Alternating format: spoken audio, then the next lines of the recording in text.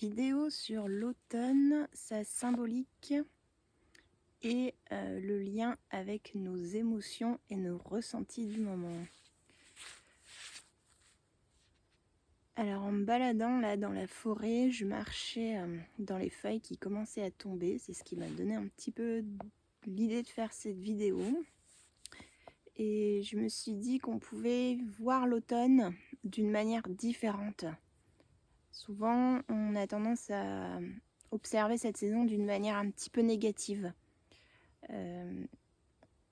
Les jours rétrécissent, du coup il fait plus noir le matin, le soir le soleil se couche plus tôt, il fait plus froid, il commence à faire gris.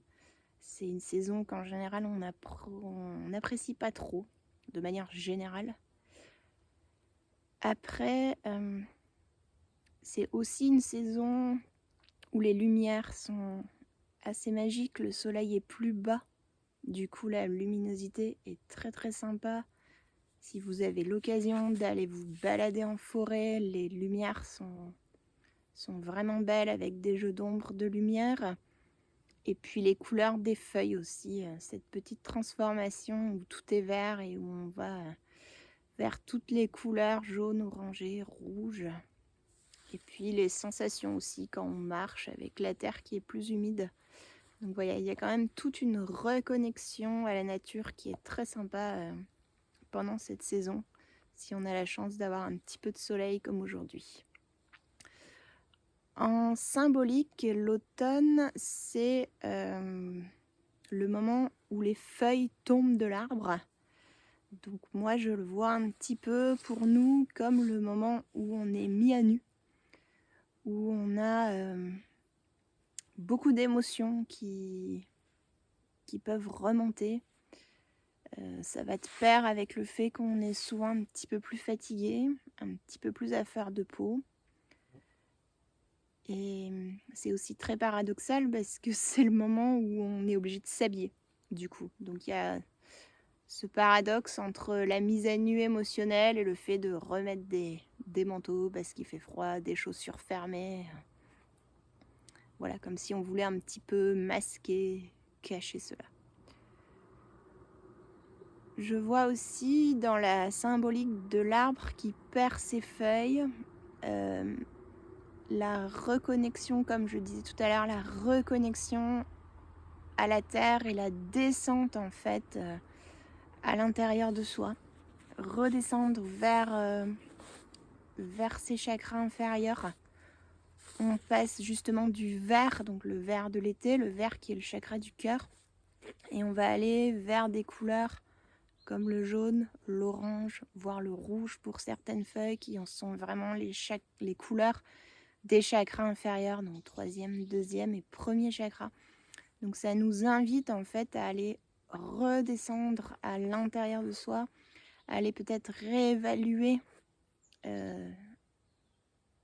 nos aspirations, ce qu'on fait, ce qu'on vit, ce qu'on ressent, la place qu'on occupe.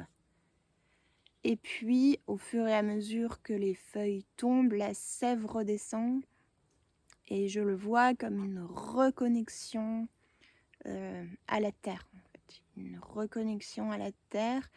Et puis, en allant progressivement vers une mise au repos, une hibernation. Vraiment la transition entre l'été, où tout est vert, où on va pouvoir agir, être porté par le chakra du cœur, et cette mise en pause, cette mise en veille avant l'hiver. Donc vraiment l'automne, c'est la période de transition en fait, comme si nous aussi, on passait de notre chakra du cœur qui est ouvert en été, où on a souvent envie de faire plein de choses, c'est plutôt une saison où on est actif, à cette transition où on redescend à l'intérieur de soi et on va aller progressivement vers l'hiver, vers le repos et vers le fait que les choses vont un petit peu se poser, se reposer et hiberner. Après, en automne, c'est aussi la saison où souvent on entend j'ai pris froid, je suis tombée malade, j'ai un rhume, il y a des virus, il y a les premiers microbes qui arrivent. Je pense que c'est pas anodin non plus en termes de symbolique que ce soit à cette saison-là en fait qu'on retombe un petit peu malade avec tous les petits rhumes, tous les petits microbes, les rhinos, les bronchites, surtout ce qui est toutes les petites maladies virales. Moi, je vois ça un peu comme une manière de notre corps de nous exprimer en fait le fait qu'on a des choses à sortir de nous. Justement, si on ne prend pas le temps d'aller à l'intérieur, notre corps nous parle et nous dit, en fait, en faisant sortir de vous, par le nez qui coule, par les yeux qui pleurent, par la toux, par des fois même des glaires, en fait, le corps, il nous dit, j'ai des choses à sortir. Et c'est de cette manière-là, en fait, qui peut s'exprimer. Et ça nous invite encore une fois à aller voir à l'intérieur ce que le corps nous dit à travers ces rhumes. Je suis assez partisane de dire que c'est pas parce qu'on est mal habillé ou qu'on n'a pas mis une écharpe ou un bonnet ou des gants qu'on tombe malade. On tombe malade parce que le corps il nous parle et il nous dit quelque chose. Et en fait, on n'a pas su l'écouter suffisamment tôt. Du coup, ça se traduit en symptômes physiques. Donc quelqu'un qui a le nez qui coule, c'est qu'il a quelque chose à sortir de l'intérieur de lui. S'il n'a pas pris le temps avant d'aller s'écouter et d'aller comprendre la situation, ça va jusqu'au moment où le corps dit qu'il a quelque chose à sortir. Et on retrouve ça très facilement dans les expressions comme « j'en ai plein le nez ». En fait, souvent, c'est qu'on a une situation où on n'en peut plus.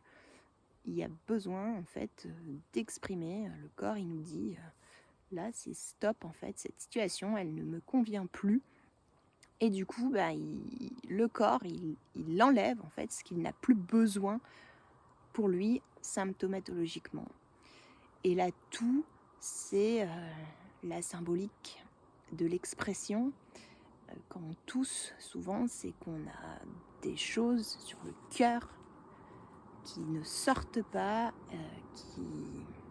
qui ne sont pas dites. C'est en lien aussi avec la gorge.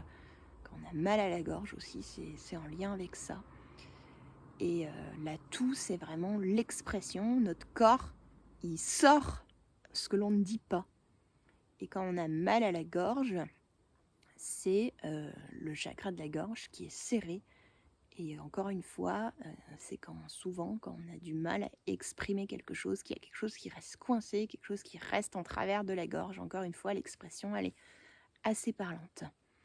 Donc ces petits bobos, ces petits tracas, ces petites maladies, elles n'apparaissent pas en automne parce qu'il fait plus froid, elles apparaissent en automne parce qu'en fait, on est mis à nu. Les feuilles de l'arbre tombent et nous, en tant qu'êtres humains, on est mis à nu émotionnellement. On n'est pas habitué dans nos sociétés à aller explorer nos émotions, à aller comprendre ce qui se passe à l'intérieur de nous. Du coup, ça va un petit peu trop loin et le corps nous parle et ça se traduit en petites maladies. Donc, je vous invite, si vous le souhaitez, pendant toute cette période de l'automne, à aller vous ressourcer quand il fait bon. N'hésitez pas à sortir, à profiter des moments, même s'il fait froid, même s'il fait un peu gris. On a besoin en fait d'être à l'extérieur pour s'oxygéner, pour se ressourcer, aller dans la nature, aller marcher, aller vous reconnecter justement à la terre. On a vu qu'il y avait la sève qui descendait. Donc n'hésitez pas à aller vraiment vous reconnecter. Ça peut demander un petit peu d'effort parce que c'est une saison où on n'a plus trop envie de sortir, mais je pense que c'est aussi essentiel parce que justement on reste aussi beaucoup plus à l'intérieur et on lutte aussi justement, notre système immunitaire se renforce aussi quand il est à l'extérieur et quand on prend l'air. Donc ça c'est quelque chose qui est vraiment fondamental. tous les jours, si vous pouvez, essayer de sortir au moins un quart d'heure, d'aller prendre l'air, d'aller vous oxygéner. N'hésitez pas non plus à aérer vos lieux, aérer vos locaux, aérer vos bureaux si vous travaillez dans des bureaux, aérer les endroits où vous êtes, parce que l'air intérieur, c'est un air vicieux qui agglutine aussi bien tous les virus que tout ce qui peut se transmettre sous forme énergétique. Donc si vous, en plus votre système immunitaire est un petit peu défaillant, ça ne va pas vous aider. Et puis prenez le temps dans cette intériorité d'aller respirer même à l'intérieur. Prenez le temps tous les jours de conscientiser votre respiration, de vous oxygéner, de méditer si vous aimez méditer, de faire les choses en conscience.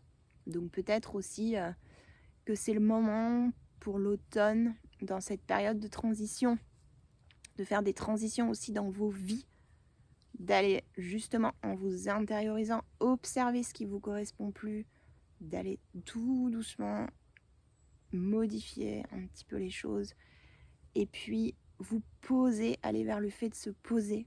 Donc on a un peu des vies à 300 à l'heure, donc n'hésitez pas de temps en temps à mettre un petit peu le ralenti, pas forcément dans tout ce que vous avez à faire, mais dans votre manière de faire. Ça veut dire qu'on n'est pas obligé de faire 50 trucs en même temps.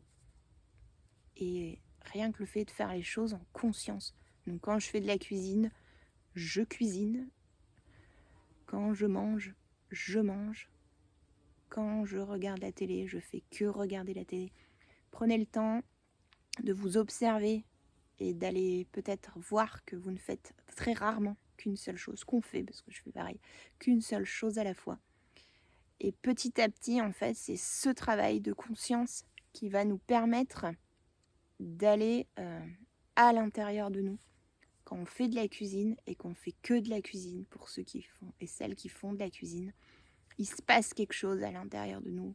Il y a quelque chose qui... Voilà, notre corps, il se reconnecte complètement à ce qu'on est en train de faire. On peut écouter de la musique en conscience en faisant juste écouter de la musique. Et on est dans une société où on nous oblige un petit peu à faire 200 trucs en même temps. Donc n'hésitez pas vraiment, pendant cette période où on est un petit peu poussé à aller à l'intérieur de nous, donc à repasser par ces sensations de je fais une seule chose à la fois en conscience. Profitez des beaux moments qui restent et puis je vous retrouve pour une prochaine vidéo. Bye bye.